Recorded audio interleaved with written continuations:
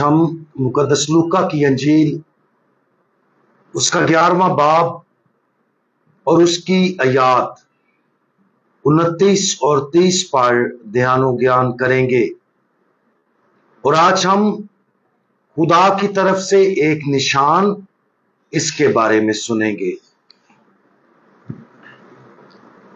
اور جب بڑا ہجوم جمع ہوتا جاتا تھا تو کہنے لگے کہ یہ پشت ایک بری پشت ہے، نشان کی طالب تو ہے، مگر یونس کے نشان کے سوا کوئی اور نشان اسے دیا نہ جائے گا، کیونکہ جیسے یونس اہل نینوا کے لیے نشان ٹھہرا، اسی طرح ابن انسان بھی اس پشت کے لیے ہوگا۔ کیا ہم نے کبھی اپنے آپ کو خدا سے نشانات طلب کرتے ہوئے پایا ہے؟ اکثر جب ہم زندگی کے دوران مختلف اتار چڑھاؤ کا تجربہ کرتے ہیں تو ہم آسانی سے اپنے آپ کو خدا کی طرف سے نشانیوں کی تلاش میں پا سکتے ہیں کہ ہمیں اس یا اس کے بارے میں کیا کرنا چاہیے۔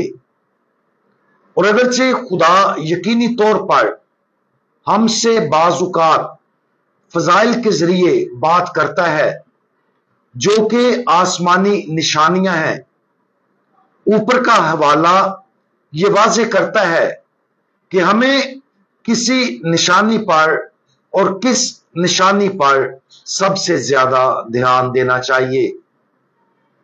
ہمارے خداوند کی طرف سے انجیل مقدس کے اس اقتباس میں سادہ پیغام یہ ہے کہ ہمیں اب تک دی گئی سب سے بڑی اور گہری نشانی کے معنی کو تلاش کرنا چاہیے اور اسے زندگی میں اپنے تمام فیصلوں کی بنیاد کے طور پر استعمال کرنا چاہیے۔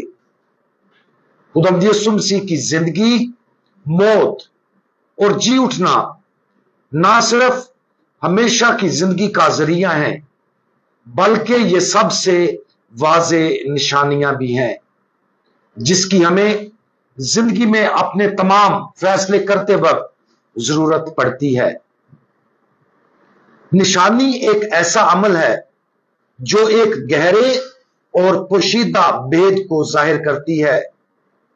ایک راز جو خداوند یسوع مسیح کی زندگی، موت اور جی اٹھنے سے ظاہر ہوتا ہے وہ یہ ہے کہ اگر ہم اس کی صلیب کے ذریعے ہمارے لیے جیتی گئی نئی زندگی میں شریک ہونا چاہتے ہیں تو ہمیں اس مثال کی پیروی کرنی چاہیے جو اس نے بے لوث قربانی کی زندگی گزار کر اپنی جان قربان کر کے قائم کی تھی۔ ہمیں خداوند یسوع مسیح کی اس نشانی کو دوسروں کے سامنے پیش کرنا ہے تاکہ وہ خداوند یسوع مسیح کے جی اٹھنے کی نئی زندگی کو دریافت کریں اور اسے قبول کریں۔ عملی طور پر اگر ہم اپنے آپ کو زندگی میں جوابات کی تلاش، خدا سے نشانات ڈھونڈتے ہوئے پاتے ہیں کہ ہمیں وقتاً فوقتاً کیا کرنا چاہیے، تو اپنی نگاہیں مسیح یسوع کی زندگی کی طرف موڑیں اور ان طریقوں پر غور کریں جن سے ہم ہر روز مرہ کے عملی کام میں اس کی زندگی کی مکمل پیروی کر سکتے ہیں۔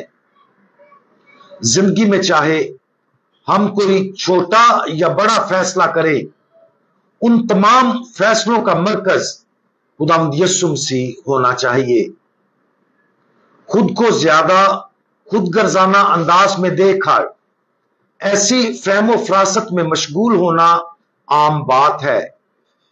سوچ کی اس لائن سے ہٹنا مشکل ہے، لیکن اگر ہم ابن انسان کے نشان کو استعمال کریں تو ہم اپنی زندگی کے فیصلوں کو बहुत मुख्तलिफ तरीके से समझेंगे। जब हम खुदावंद यीशु मसीह की जिंदगी, मौत और जी उठने को अपनी समझ और जिंदगी में फैसला साजी का जरिया इस्तेमाल करते हैं, तो हमारे सारे फैसले उसकी मोहब्बत की बेलौस कुर्बानी की पैरवी करते हैं। लिहाजा अगर हमें किसी फैसले का सामना करना पड़ता है तो हम गौर नहीं करेंगे कि क्या आसान है या हम क्या पसंद करते हैं, बल्कि हम उस बात पर गौर करेंगे कि दूसरों के लिए क्या ज्यादा है, बेलौस और बेहतरीन है। वो कौन सी चीज है जो खुदावंद यीशु मसीह की कुर्बानी की मोहब्बत की बेहतरीन पैरवी करती है। आज किसी भी फैसले पर गौर करें जो हम करने की कोशिश कर रहे हैं, फिर गौर करें कि हम उस फैसले के साथ दुरुस्त सिमत में जा रहे हैं। क्या हम उस गवाही को इस्तेमाल करते हैं जो खुदावंद यीशु मसीह ने हमें अपने फहम की बुनियाद के तौर पर दी थी? क्या हम इस बात पर गौर करते हैं कि हम दूसरों के लिए कुर्बानी के तोहफे के तौर पर अपनी जान कैसे दे सकते हैं? क्या हम मोहब्बत को खुदावंद यीशु मसीह की सलीब के नुक्ता नजर से देखते हैं और उन लोगों से जिनसे वो प्यार करता है कि निजात के लिए उसकी जलाली और बेलौस लगन की पैरवी करने की कोशिश करते हैं? खुदावंद यीशु मसीह की तकलीद करने की कोशिश करें, उसके अमाल की गवाही को अपनी तमाम फहम फरासत और जिंदगी के फैसलों की बुनियाद के तौर पर इस्तेमाल करते हुए हमें वो वाहिद हकीकी निशान मिल जाएगा जिसकी हमें जिंदगी के चैलेंजों पर इस्तेमाल करने की जरूरत है। हम दुआ मांगें। हमारे कामिल खुदावंद, आपने जिंदगी में जो भी फैसला किया वो मोहब्बत के साथ और बाप की कामिल मर्जी के मुताबिक था। हमें वो फजल अता फरमाए जिसकी हमें जिंदगी का हर फैसला तकलीद में करने की जरूरत है। जिस तरह मोहब्बत में आपने अपनी जिंदगी दूसरों के लिए पेश की, हम भी आपकी इस जिंदगी की तकलीद करें।